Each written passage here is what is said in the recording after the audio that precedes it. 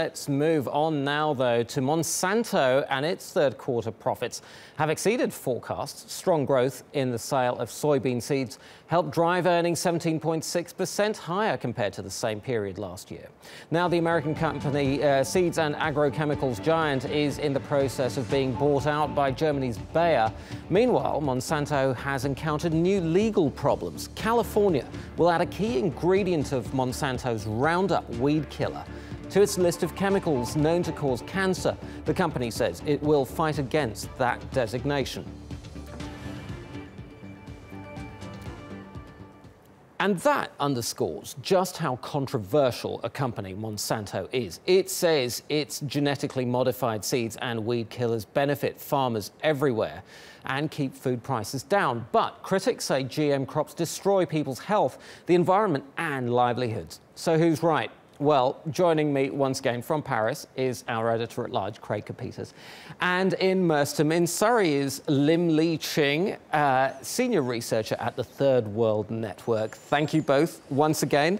Ching, let me start with you. Let's talk about this debate in a little bit more detail. Can organic farming, which is something that you advocate, can it really take the place of conventional farming with genetically modified crops and weed killers and achieve the kinds of scale that we currently have? I believe so, and that is really the goal. We see many authoritative assessments of agriculture in recent years, particularly the International Assessment on Agricultural Knowledge, Science and Technology for Development, which is a major UN-sponsored study involving more than 400 experts over 4 years, which called really for a paradigm shift from conventional agriculture, including GM crops, to more biodiverse, more sustainable organic systems, because we know that our current food systems are actually failing us on many fronts.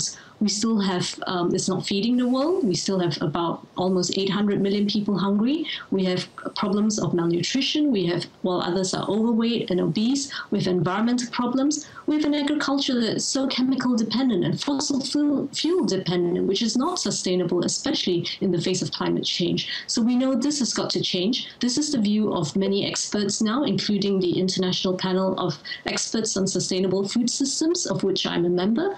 Our report last year really called for a shift from industrial agriculture, industrialized conventional agriculture, towards diversified organic agroecological systems. OK, Craig, let me put that same question to you. What is big pharma, sorry, not big pharma, but big agrochemicals' response to that question? Well, what big ag is going to tell you is that you need these GMO foods to feed large groups of people. You know, humankind has always tempting the laws of unintended consequences, and that's what's going on with this argument. And I think a lot of it has to do that we're using the wrong terminology, and we're approaching the problem from the wrong perspective. Africa is a continent of famine, and they don't know what a GMO seed is down there.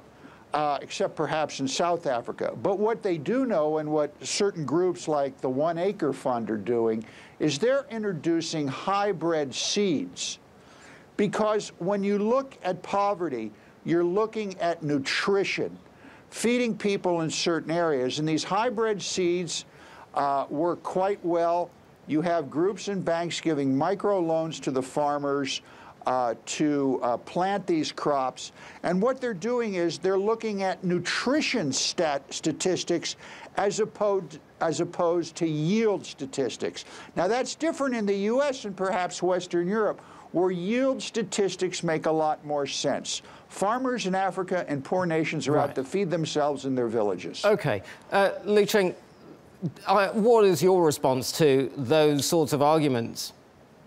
Well, I agree that looking at nutrition is absolutely important, and that's one argument that we are also saying is that we have to look, because currently the types of foods that are produced by conventional agriculture and the industrial systems, which are the dominant systems in place at the moment, they're not nourishing people. People are still sick. We have increasing problems of obesity and non-communicable diseases that are food-related. Okay. So we have to really look at feeding people with the kind of nutrition that they need. And this can be found in diversifying crops. When we look at how we've lost crop agricultural biodiversity, for example, because of conventional agriculture, because of the increasing use of chemical-dependent hybrids. We are really losing our resource base for agriculture. Diversity, and sure. those diversified, big impact on the environment. These arguments have been made. Let me put this to you, though. A report by the US-based National Academies of Engineering and Sciences last year showed that farmers on average earn $3.59 for each dollar that they invest in genetically modified crops. In developing countries, that return is even greater. They get $4.42 per dollar that they invest in GM. Can organic farming match such rates of return?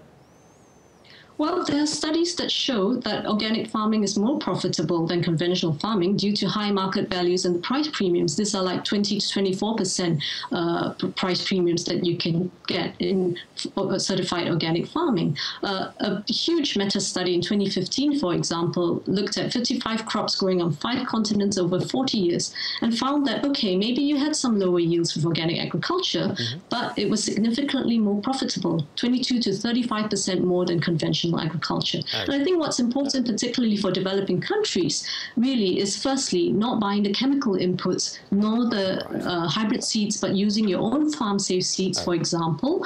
Not GM seeds, which actually generate significant cost savings. And when you diversify your farms by adding more crops in, by multi-cropping, by integrating livestock, that produces multiple outputs that can be eaten, of course, at the household level, and then sold at local markets for profit. So organic farming has debate. I'm afraid we are running out of time. We'd love to explore this in more detail, but thank you both very much. Lim Ching in the UK, Third World Network there, and Craig Copetas. Thank you both very much.